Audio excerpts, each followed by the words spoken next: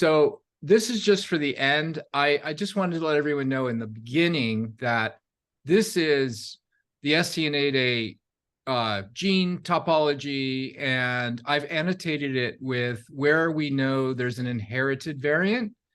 And if it's got a little box around it, it's been published. And so I've got Gemma's kids on here as well. And if it's in the registry only, it doesn't have a box, but I'm trying to keep track of all of these because I think they're really interesting to know where the inherited variants are. And we're going to do some analysis of the data when we have enough. But if you're new or you haven't shared your variant, I just put a note in the chat. You can just give us the number and we will add it to the chart, and you can get it off your genetic report. And then, of course, this is only ones that are inherited. So the subject today is mutation and inheritance, with the particular question in mind of what's the risk to passing a SCN8A variant on to the next generation. I think that's probably one of the most important questions that people want to have answered. And it doesn't have a simple answer, but hopefully I'll make it understandable as to why it's not simple in the talk. And I'm introducing the players of the talk here. The people on the stage are going to be your body, your cells, the cells of your body, various types of cells, and then what's inside the cell. So what's carrying the genetic material inside the nucleus of the cell in particular. And we've got chromosomes and we've got DNA, and the DNA is made of things called nucleotides. And I think nucleotide might be the most technical term on this slide. So I just wanted to introduce it sooner rather than later. So these are the kinds of things we're going to go through. Most of you have de novo mutations. I think something like 80% of SCN8A community has de novo mutation, but then a good chunk of people have inherited variants. And that seems to be one of the faster growing types of variants that we're discovering. And I think bottom line is that they're slightly milder than de novo variants. And so we're finding them later rather than sooner, just because more and more people with SCN8A are coming and getting genetic testing. So what happens if it's inherited? What does that mean? I'm going to have to introduce this concept of a mosaic. It's a third type of inheritance, and it changes the risk for future pregnancies to know whether you're mosaic or not. And what is the risk for future pregnancies? And if we have time, we could talk a little bit about how these different mutations might cause the SCN8A disorder. So these are some more players in the talk. These are different cell types in your body. Here's an egg and here's a sperm. They're going to play a key role in today's talk. Inside the cytoplasm of the cell is the nucleus, and that's where most of the genetic material is hanging out. And we're going to have to try and understand how sperm and egg genetic material combine and get passed on to understand the questions that we just posed. And then another cell type here is a neuron. A neuron is a cell and it has a nucleus. And so I put it on there just to indicate that, you know, we're concerned with neurons in our particular case. And it's just another cell type in your body. You know, these are blood cells and skin cells. And then inside the nucleus, you have DNA and chromosomes. And that's what we're going to get into in more detail. In fact, this is what's known as a chromosome spread, a metacentric chromosome spread. It's 23 human chromosomes. That makes the total number of chromosomes that we have.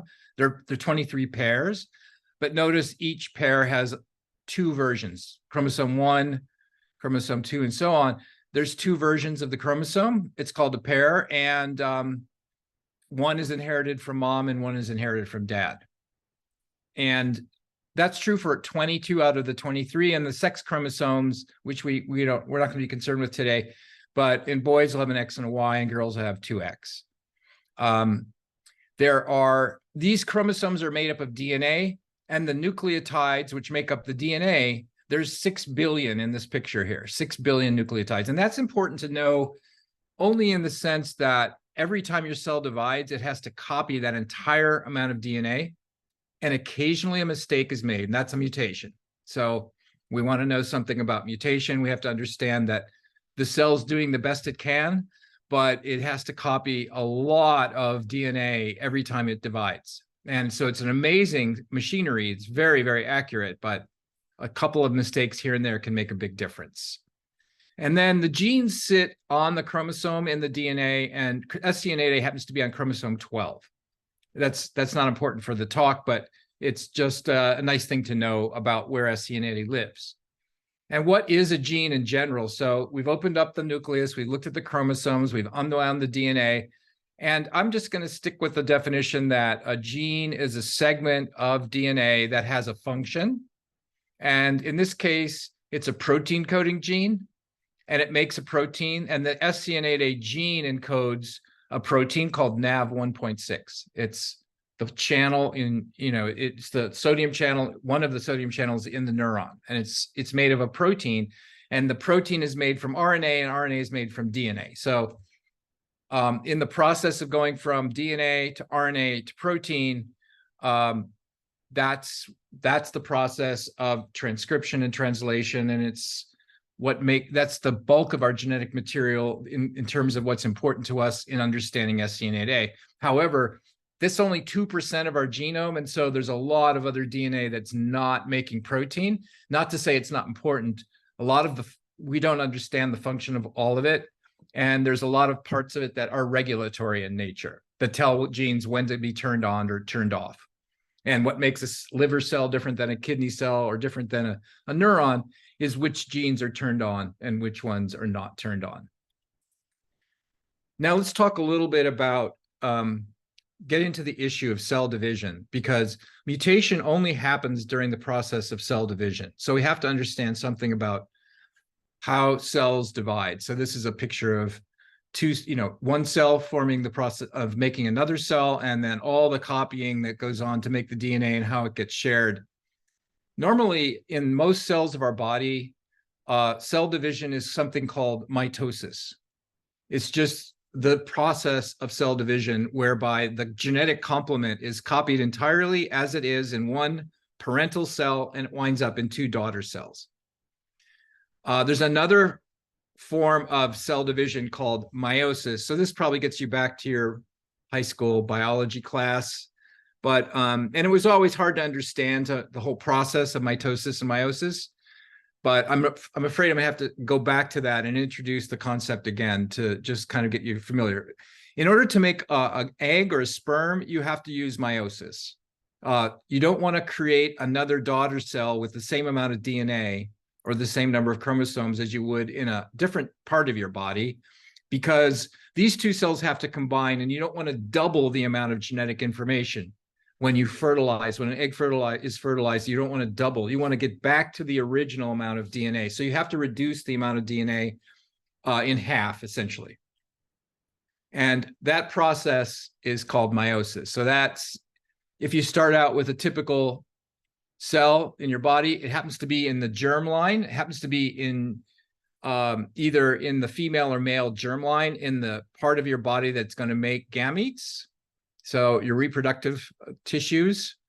There are a lot of mitotic divisions, but at some point, those cells have to go into this meiotic process whereby you end up with half the amount of material that you started with. So each gamete, whether this is an egg or whether it's a sperm, it has to reduce down to each cell has 1/2 the amount of material. And it does it by splitting the chromosomes, replicating the chromosomes, then separating the chromosomes twice to make the single cell gamete, sperm or egg, with one chromosome of the ones that I showed you on the slide. With all the chromosomes, you get just moms or dads.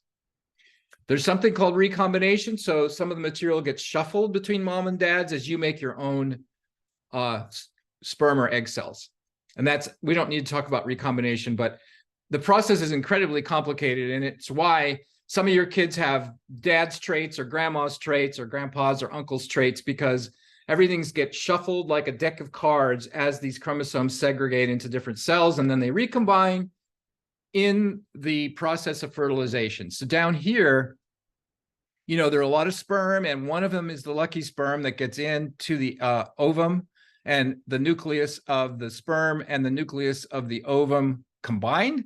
That's called syngamy. Well, I guess it's Latin or Greek, I don't know which. Syn together, gametes, and they fuse.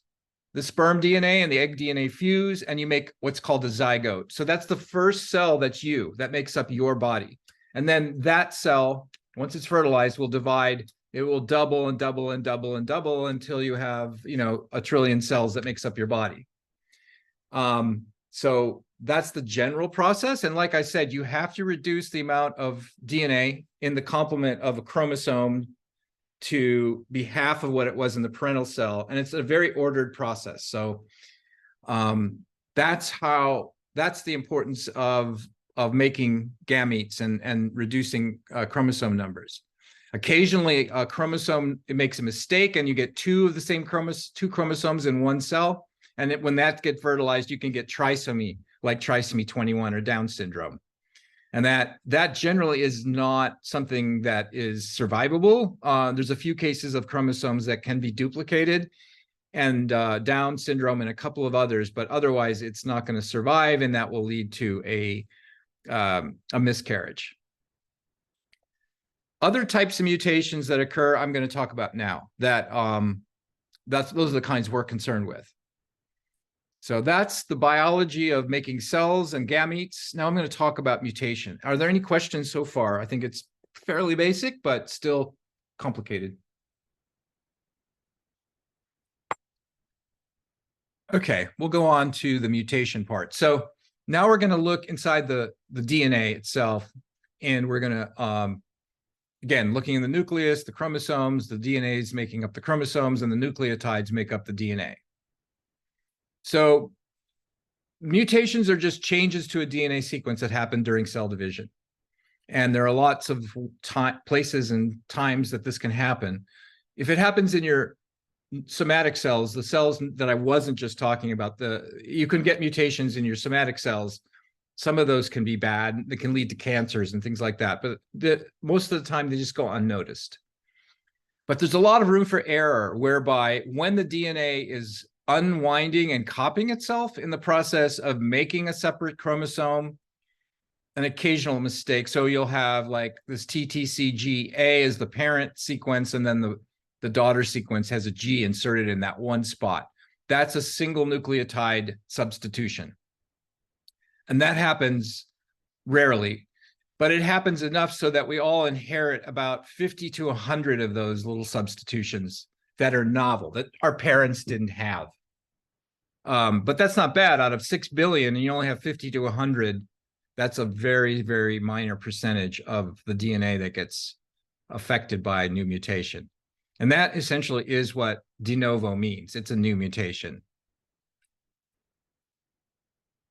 So why is that important? So here we are. Let's go back to our gamete making process here. Somewhere along the line, the DNA is copied and it makes a mistake. That's what the lightning strike shows. And then here's, let's say, the position of that substitution, that AG substitution on that chromosome. And let's say that's the chromosome, that's a sperm cell. And that sperm cell here is carrying that chromosome along with others, and it has that mutation. And it has across all of the genome, it may have 50 others of these across all the chromosomes. But this one happens to be, let's say, in an SCN8A gene. And then it fuses with the egg, the nuclei, and it makes a zygote. So this is the father's sperm, and let's say this is the son for the example I'm showing over here. So when that zygote forms, and that cell is the parent to all his cells, the little boy's cells, he's going to be a heterozygote because he got one from dad that had the mutation, and he got a normal one from mom that did not. So that's what's known as a heterozygote. He's got one copy of the mutation. He's got 2 SCN8A genes. One of them has the mutation. So in this case, the father had one mutation in his sperm, and one sperm fertilized an egg that was normal with respect to SCN8A, and the boy got that inherited de novo mutation. So that's a de novo mutation. It's not considered inherited because this mutation is not in the body of mom or dad. It's only in the gamete. So it's not, the father's not considered a heterozygote, the son is. And so when you get a genetic test and you says you have a pathogenic variant in SCN8A and both parents have been tested and you don't have that variant, it's normally considered to be a de novo mutation that affects the child only. Now that child is a heterozygote, and so if he has children, he can pass that on in an inherited manner. And I'm going to show you that in a minute. And he has a 50-50 chance of passing that on because this process of subdividing his chromosome complement from a pair down to a single one, he's going to make one sperm with the mutation on average and one sperm without it. And so tossing a coin, one will fertilize the egg of his wife and the other one will not. And so it's a 50-50 chance. So here's the inherited story. So now we've got that boy, he grows up and now he's a dad and he has a wife and he has a child and he passes with 50% probability that mutation that was de novo in him onto his child. So that's the inherited process. Now, if that goes on for multiple generations, it will be in a whole multi-generational family and it will be passed on over and over again. I'm going to show you an example of that.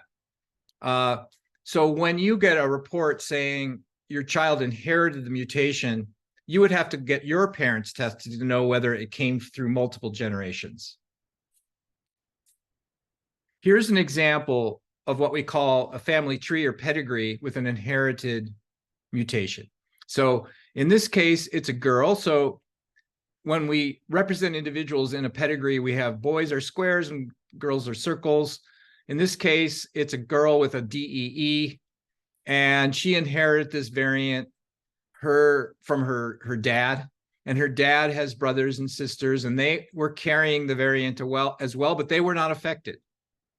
And despite the fact that they carried the same variant, they didn't have epilepsy. And then you can actually see that it came from grandfather and great-grandmother. So this is a case where a multi-generational family is passing on a variant, and we don't know where the de novo variant occurred. It could have been in this little girl's parentage, or it could have been even earlier. If it's being passed on like this, it must be fairly mild because these people are all growing up and having normal lives and having children, right? So that has to be a relatively mild mutation. That's why inherited variants tend to be milder than de novo variants. In this case, though, somebody got it and it turned out to be worse. Why is that? So that's a question that comes up all the time. Why do two people in my family have the same variant, but one has it worse than the other? And that's mostly due to something we call genetic background or modifier genes. So with respect to, let's say, SCN8A, everyone's passing on the same variant that's mutated, but everyone's also marrying into the family, passing on a new version of SCN8A that is not mutant, it's normal. But they're also passing on all their other chromosomes, and they may have mutations on those or variants, or sometimes just called polymorphism, means normal variation, because we all have plenty of variation in our genome. But some of that variation may affect the way SCN8A is expressed and change something that's very mild to something that's more severe. And I've done lots of studies. This happens to actually not be an SCN8A family. It's an SCN1A family. It's an actual family. And we sequence the genomes of many of the members of this family, trying to find what genes modified the mutant one, the SCN1A mutation, to make it worse in this individual. Or what we discovered was what made it unaffected in these individuals. We didn't really nail down what made it worse here, but we did figure out what made it better here. And I won't go into that, but there's a way to protect yourself with a new modifier or a modifier in the family. And there's a way to make it worse. So you can make things worse or you can make things better with modifiers. But they exist in our genome. All of us have them. We don't know exactly where they are or what they are in most cases, because it's kind of on the cutting edge of where genetics is these days to understand how genes interact with each other. We can go sequence a single gene and find a mutation that we can classify as pathogenic, but we have a lot more trouble looking across the whole genome and saying, what modified my SCN8A gene? Because it's complicated and it takes a lot of data to sort through to find those answers. So here's a real SCN8A family that has a variant called E1483K. It's a gain of function variant. It's mild, so that, you know, it was discovered in this little boy because, and he has a sister and a mom who have the same variant, and they all have early onset seizures within the first couple years of life. And they went and got genetically tested, and they found that it was SCN8A. Then the mom said, oh, I want to see if any of my other family members, and they got the whole family to test. And then it turned out that some other members of the family had seizures when they were very little, but they didn't necessarily outgrow them, but they took a medicine, an anti-seizure medicine, and they stayed on it, and they grew up and had a normal life. And this is SCN8A. So one point here is that when you go online, when you first find out you have SCN8A, and you see all the horror stories, or doctors tell you to go home and just be, you know, take care of your child, that is, I don't want to say it's certainly misleading at best, right? There's a whole range of possibilities when you have SCN8A, and one of them is you have mild epilepsy that's controllable with medication. And all of these people in this family were able to control their seizures with a single medication. And the older folks in the family, you know, were using older type drugs like valproate and lamotrigine, and some of the new family members are using oxcarb. And then they all kind of talk to each other, and they kind of switching over to a single sodium channel blocker, and they're staying controlled. The value in knowing this is immense, because now these people are going to grow up and have kids, and they're going to know that there's a 50% chance of passing this on. And now that they've got a family pedigree, they'll know who might pass it on and who might not. And those moms and dads will be very careful to watch their newborns to see if there is any evidence of a seizure. And if there is, they will get genetic tested, or maybe they get genetic tested on day one and they can be prepared. And so it's a really good piece of information for those family members. It's also good for the doctors to know that there is an inherited variant, and I should be taking these families serious, because lots of these young mothers or fathers would go to the doctor, and the doctor would say, well, I'm not sure, I don't know what we should do about it. And you say, well, no, I have a pedigree with an inherited variant in SCN8A, and I know that we should be proactive here. So it helps you in your immediate care, and it helps the future generations know that they have some risk and they should be wary and be tested. You know, whether you get into the question of whether you could do prenatal testing or whatever, that's a separate issue. It's not something that you need to do in this case, because everyone is doing quite well. All right, so there's one more complicating factor, and I hate to have to introduce it, but it changes the risk in the future, and that's something called mosaicism. So far we've talked about a mutation happening in the process of making a sperm or an egg, and only that one sperm or egg having the mutation. What if the mutation happens earlier in the development of that individual, such that multiple gametes, multiple sperms or egg, have the mutation? So the chances of passing it on go much higher. And so that's what mosaicism is. It's a mutation that happens in a non-reproductive cell that gives rise to skin cells, brain cells, or sperm or egg cells. And it's earlier in the process, so more descendant cells will carry that mutation. Now, it could be in a part of the body where it's not detectable. If it's in SCN8A and it turns up in your skin cell, but not your brain, you're not going to have epilepsy. In other words, if one of the chromosomes that's giving rise to your skin cells gets the mutation, you'll have an SCN8A mutation in your skin cells, but it won't have an effect. But that's not of concern to us here, but the point is, you can see that depending on which cell it happens in and what the descendant cells are, you'll get what's called a mosaic. And there are quite interesting examples where skin cell mutations can cause skin cell differentiation in terms of its color. And you can have individuals who literally look like this, you know. So that basically is the case here, where you have a germline mutation, a somatic mutation, or a germline mosaic mutation.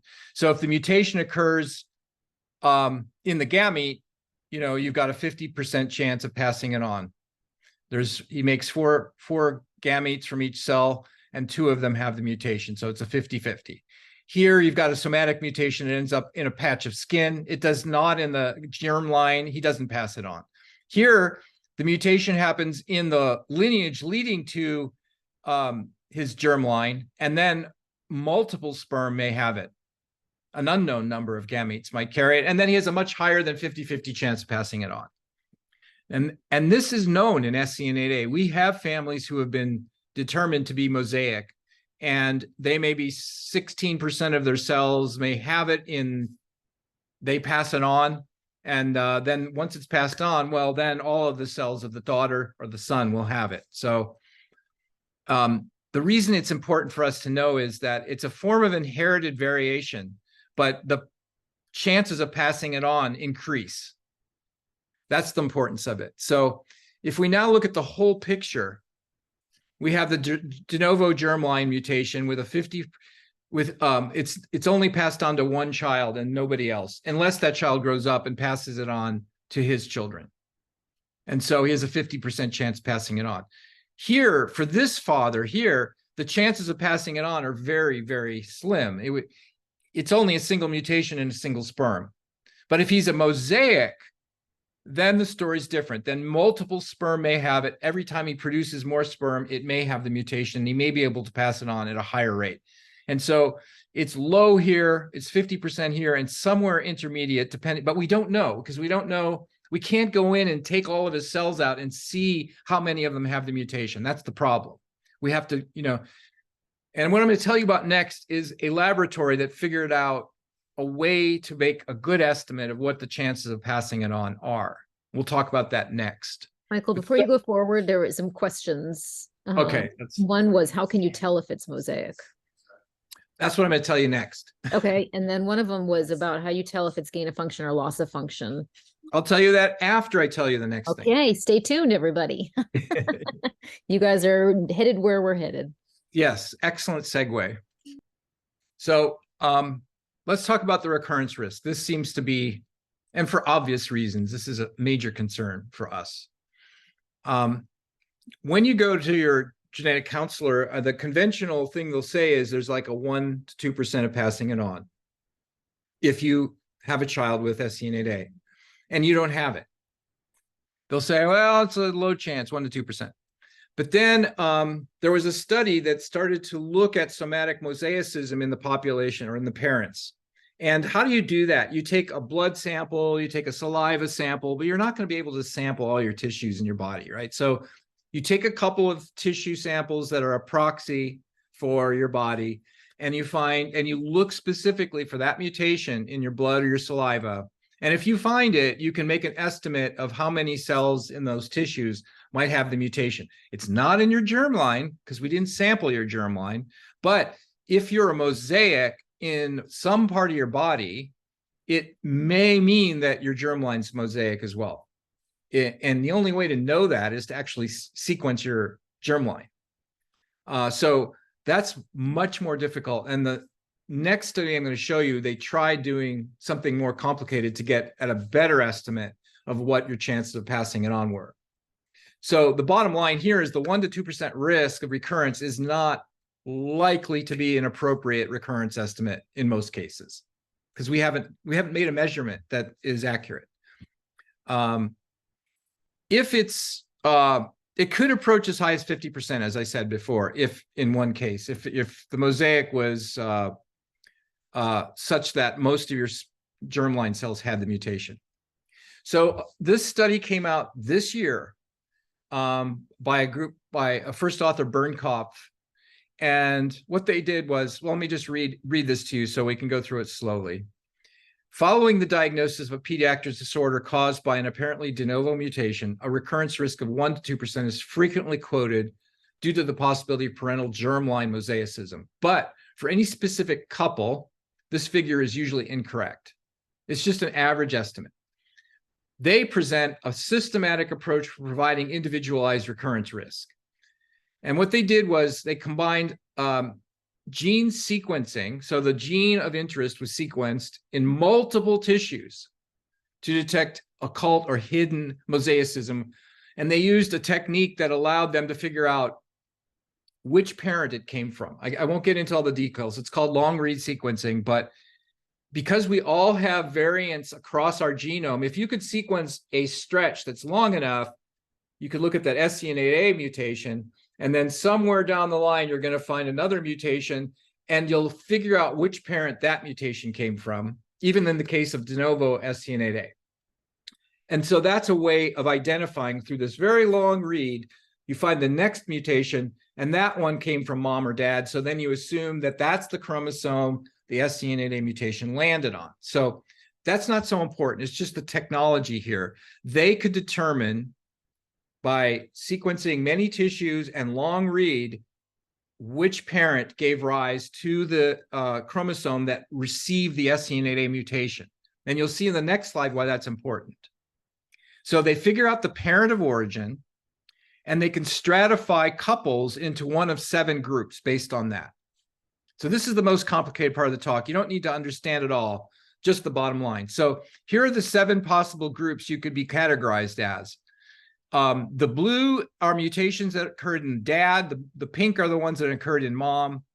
And this is just one of those very late onset mutations, and you have a mosaic. So we're going to ignore that.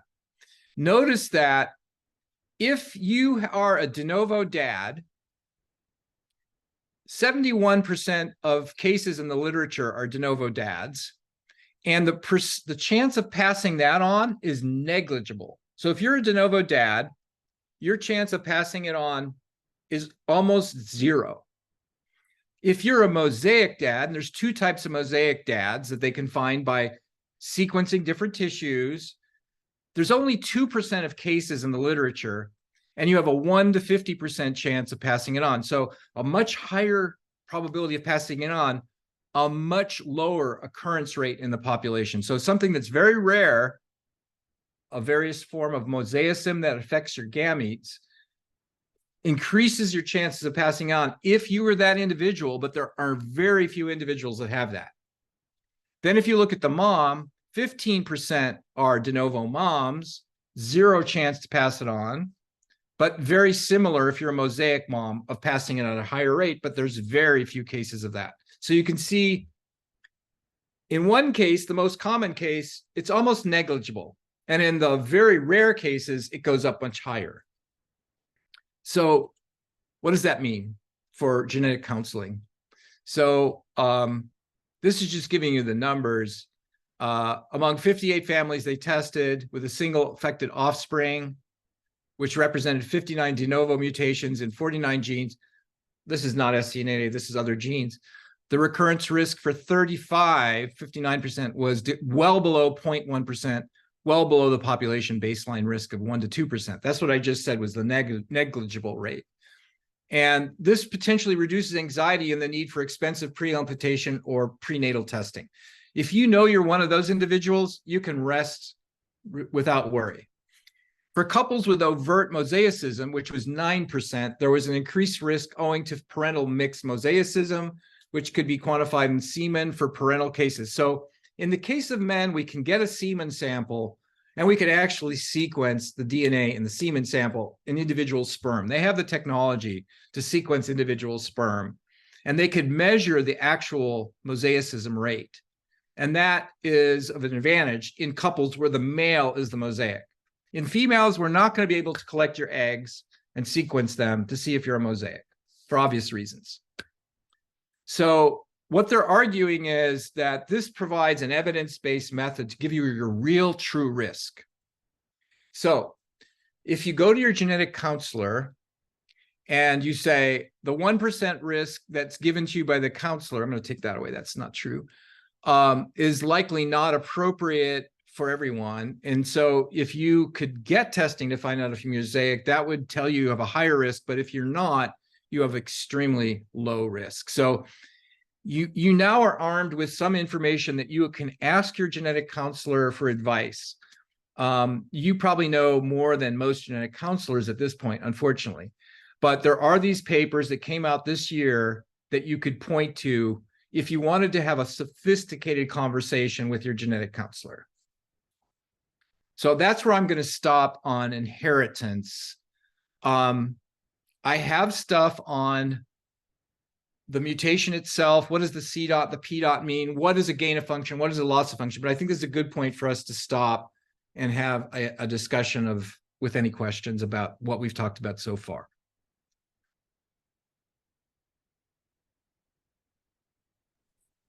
I have a question, Michael. When I took my 18-year-old daughter to Children's National, the geneticist there, Dr. Scher, had met with us and made a comment that she believed that our SCN8A might be mitochondrial. What exactly does that mean? And does that fit in with anything that you're discussing today? Yeah, it's not uncommon for in the early stages of trying to diagnose somebody, you might have symptoms that are mitochondrial in the sense that mitochondrial disorders lead to certain issues. And SCN8A is somewhat tied to those same issues, probably because what's going on in your cells once you are misfiring SCN8A, downstream from that can affect energy production in those cells. And the mitochondria are the part of your cell that makes ATP or produces energy. And so if that's impaired in some way, you will have certain symptoms that clinicians may say, oh, this is a mitochondrial disorder. In fact, there are mutations directly in the mitochondria, in the DNA of the mitochondria, that can cause epilepsy. A lot of mitochondrial disorders cause epilepsy. So it's kind of a confusion, but it's also relevant to know because there may be other treatments you can use that are beneficial for mitochondrial disorders, even though you have an SCN8A disorder. So I think maybe what they were saying to you was that some of your symptoms mimicked a mitochondrial disorder. And then you might ask, well, is there anything I can do about it? And maybe there are things you can do about it that would help SCN8A, because you would be addressing the issues of energy impairment. You can imagine that having a seizure, for example, uses a tremendous amount of ATP. You know, it's hyperexcitability in the cells, and they fire much more than normal. And then in order to bring that cell back to a baseline state, it takes a lot of ATP to move all the sodium that got misplaced and the potassium, and getting those things back in the right place inside the cell and outside the cell so the cell can rest. That takes a tremendous amount of energy.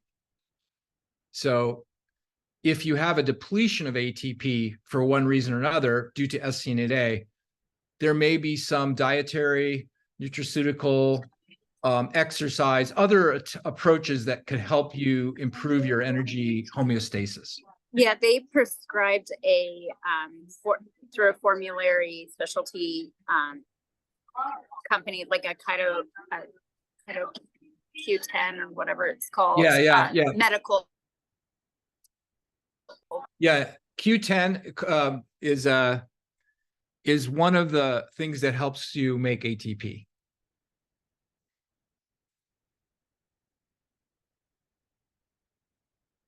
All right. Any other questions on inheritance?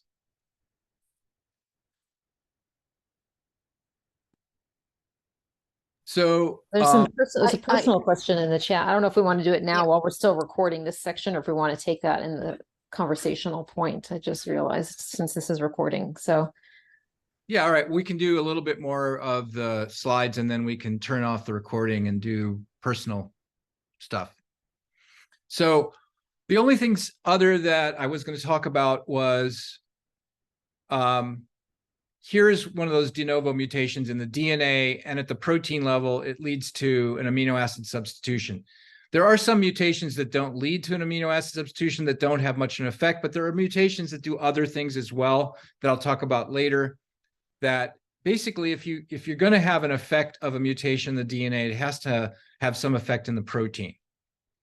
And so there's for every 3 nucleotides, it encodes 1 amino acid.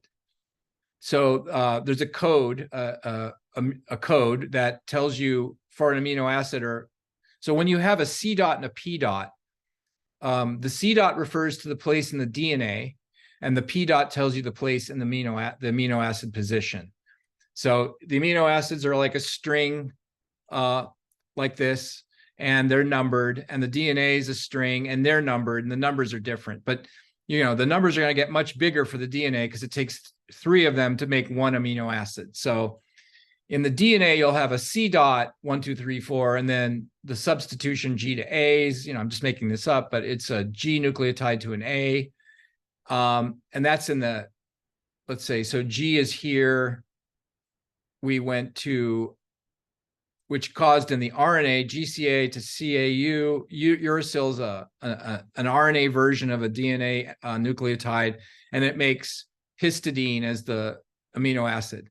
And then in the mutant, you move this G to an A. It caused the uracil to be here rather than the C, and that led to a substitution of histidine to tyrosine.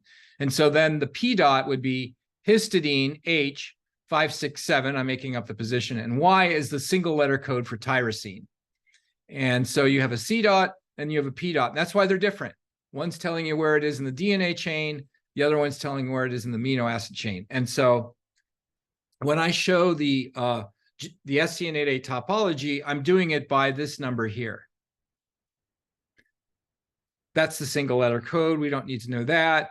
And now we're going to look at the SCN8A topology. So this is the amino acid chain, and it folds in this certain way, and it's got a repetitive structure. As I've always said, there's 4 domains, and then each domain has 6 segments. Those are all parts of the protein structure. So imagine this is a bead. These are beads on a string that runs through it's one continuous string that's 1980 amino acids. And each section of that string of amino acids functions either in domain 1, 2, 3, or 4, and then whether it's in segment 1, 2, 3, 4, 5, or 6, or in one of the loops that connects everything. And so there are certain hotspots where mutations cause epilepsy, and other spots where mutations cause loss of function. And I could talk about that in a minute. But basically, it's kind of a misleading representation of what the protein looks like because it actually folds in 3 dimensions, and it makes a pore-like structure. So here's domain 1, 2, 3, and 4, and a cartoon of it folding into a pore-like structure. And then the loops and the linkers between these things also function in terms of sensing sodium outside the cell. And then there's another little ball and chain mechanism here that closes the pore to stop the sodium from flowing in. And it happens in terms of milliseconds of sodium flows in and then it stops. And it all has to be in the right shape to function properly. And so when you substitute an amino acid like histidine to tyrosine, it may be in a place that changes the shape of this pore, or it may not, and then it doesn't have function. And so sometimes people say, well, is this a pathogenic mutation, SCN8A? Well, we kind of have to look to see where it is to know if it's actually pathogenic. One way we know is if there's other people that share the same variant and have epilepsy, then we pretty much can, and if it's de novo, it's more likely to be pathogenic than if it's inherited for various reasons. But anyway, here is sort of a cartoon showing the sodium coming in. And when there's too much sodium coming in because the pore doesn't close quickly enough, for example, it lets too much in before it manages to close, that leads to too much sodium getting in and excess excitation, which leads to epilepsy. So that's a gain of function. This is just showing you the same idea, but here's the neuron, here's the cell of the cell body, the nucleus of the cell body, the axon and the dendrites. And the sodium channel pore is on the surface of the neuron, and it allows sodium in, and it allows it in a way that is directional. So there's something called an action potential that fires like an electric signal from one neuron to the next. And the sodium channel pore, especially SCN8A, controls the process of how many times there's going to be an action potential. And it depends a lot about how much sodium's getting in and when.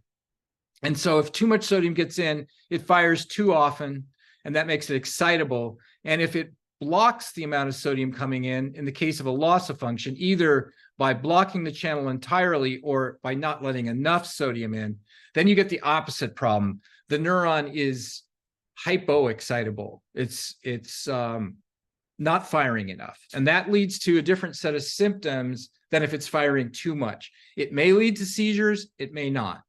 And so a loss of function is too little sodium getting in, a gain is too much in the simplest sort of sense. Is that, we can have any discussion about what gain or loss is here. Here's the topology showing a lot of gain of function mutations and where they are. I'm sorry, it's here. So this is just showing you, and then each star has a number in it, and that tells you how many individuals have the same mutation. So you can see there are some sites with many individuals sharing a mutation, which is really good for us as scientists, because then we can compare individuals of the same variant and see how similar their symptoms are. And then there are many places where only a single individual has a variant. And you can also see there's hot spots and cold spots. So there's some places where nobody has a variant, which probably means that it can tolerate a mutation and not cause epilepsy, or it might mean that it can't tolerate any change because it's lethal. The other case is the loss of function. You can see colored differently and shown in different places, a whole bunch of loss of function variants in the SCN8A gene. And there are lots of different types of mutations here that might be indicated only with your C dot, not P dot, because it might be a DNA mutation that affects the way the protein is made that doesn't necessarily affect the structure of the protein. So it's a little hard to explain, but there are more complicated ways of generating loss of function. You could have a mutation that just completely stops the production of the protein, or you could have a mutation that produces a protein with an altered effect that doesn't allow sodium in the channel. So too little channel or a protein that doesn't let enough sodium in has the same result. And those are different kinds of mutations. And then again, getting back to what I started with, the inherited variants and where we know they are now. And if you are one of the families that has an inherited variant and it's not shown here, I'd like to add it on. And we're going to do a study where we compare inherited versus de novo variants to see what kinds of symptom differences there are among those individuals. So my guess is that these are landing in places that lead to milder symptoms, whereas the de novos are going to lead on average to places that are less likely to be inherited and therefore maybe more severe. So all of these things could be useful to you when you get your genetic report, not only to know where the mutation is, if it's gain of function, loss of function, and if it's inherited or de novo. All are things that might be clues as to how your child will do in the future. Michael, I have a question. Is it possible for those of us that have inherited variants without, you know, in the spots where there's not many or any other cases to compare to, is it possible that those other patients aren't being identified because we just don't know enough still about SCN8A, where maybe they're getting different gene panels that don't include an SCN8A screen, since it comes up with milder symptoms, which are really different symptoms than the epilepsy? Yeah, no, that's a really good question. So I think what you're asking is, so there are places that are not hotspots that we know less about. In some of those places where not many other people have a variant, or in a place where we think the protein can tolerate a variant and it's found still found in that spot. What I'm thinking is, so let me go look at this thing here. So like you're talking about, so some of these out here in these loops where there's only a single person, or it's in a region where we think, well, the loop is not that important to the function because look where all the other variants are. This loop obviously is, because it's called the inactivation gate, so it plays a very important role. But these loops play less of a role, but still we have individuals with variants that are inherited or not in these regions. And the genetic counselor may say to you, well, that's benign. That doesn't play a role. So we're going to go on and not think of it as SCN8A. I don't discount anything quickly. I like to do more research to find out if there is a cluster of sites in these loops where multiple individuals have something nearby. That might be a binding site. It might not be that the SCN8A protein by itself has a malfunction, but the protein doesn't act in a vacuum. There are other molecules that interact with the pore, and they bind along these sequences. There's specific binding sites, and they can have an effect if they don't bind correctly. So there's one protein that binds to SCN8A that keeps SCN8A in a more hypoactive state. And if it doesn't bind properly, it can lead to hyperexcitability, like a mutation in SCN8A would. And so there's a whole syndrome of epilepsies that are in the gene that binds to SCN8A that looks a lot like SCN8A, because SCN8A is the thing that's not behaving properly because the other protein has a mutation in it. Hopefully that makes sense. So there are players that meet, and they all need to interact properly. And if a mutation exists anywhere, it may affect SCN8A. So SCN8A may carry signals that tell that protein where to bind and when. And if that's, and we don't know much about that. So some of you have mutations in those sites for sure. And I think they're playing a role. And they're also the same sites where you have a milder case or an inherited case where one member of the family doesn't have any symptoms and one does. Because of the genetic background of that individual, the thing that's binding may be able to accept the variant in SCN8A in one family member, but not in another. And so then you have a site that the genetic counselor may say is benign, so don't worry about it. And B, you might have individuals in the family who some have epilepsy and don't, or have symptoms and don't. And we don't know much about that. So I really like to do a deep dive on those cases and see how much we can find out in sort of this gray area of science, because someday we're going to know, but we don't have enough individuals yet to be able to get a database that can inform us. So we're still getting there with more and more individuals that come to us. And that's why I like to keep this big database of all the variants and what your symptoms are, so we can really help to answer these questions. That was a long-winded answer, but hopefully it made sense. And we've got some volunteers for deep diving, so thank you. All right. Will you let me know when we want to go to the private discussion? Yeah, why don't we go ahead and do that? Similar to the benign end is similar to the pedigree where I showed you multiple generations of people with SCN8A, and they all grow up to have kids and they lead normal lives. That's on the mild end. And then we have loss of function families that have more autistic features or a movement disorder or some mild intellectual disability or absence seizures. And those families on the mild end of the gain and the loss actually share a lot of the same challenges, where it's more like my kid's in school and he's having absence seizures, so I need a little help there, or he's falling a little bit behind in math, or, I mean, those are really different issues than the kids with more severe ends. So that's why we've divided our meetings up into groups where people with similar issues can talk to each other. And the ones on the DEE end are going to be talking more about issues to do with G-tube feeding or what have you. And the people on the other end are going to talk about behavioral issues, if, you know, for example. Well, a lot of kids suffer from ataxia on every end of the spectrum. But in this particular study, they wanted to know if you were primarily having trouble with ataxia, but nothing else.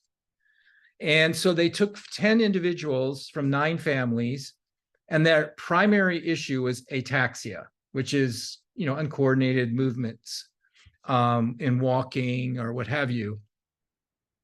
And of these 10 families, they found that the SCN8A variant in every case was a loss of function. So in your case, Gemma, Ruby and Aaron, they have 2 variants, and I haven't gotten through the whole paper to see if they looked at both variants, but it seems they did. I have to go back and check. But you've got 191 and 1525, and one or both of them is a loss of function. And so in this family here, you can see of the 10 individuals, the ones I put boxes around were inherited, and the ones I didn't put boxes around were de novo. So I was just curious to know if the inherited ones were more mild than the de novo ones. And it turns out that in addition to ataxia, some of these individuals have absence seizures and mild intellectual disability, and they were all the de novo. So and the loss of function and ataxia is the main issue. If it's inherited, it tends to be milder than if it's de novo, which is kind of a general rule of thumb. So anyway, I have a box around individuals 7 and 8 right here, and those are your 2 girls. And I don't think it's fully right, because I know Aaron and Ruby are different, and they don't really specify any differences here. But you could tell us a little about how they're different. And I don't know if any other families on the call, have issues with ataxia. But if so, if that's your primary issue, that might also be an indication of a loss of function, and you would probably not want to treat with a sodium channel blocker.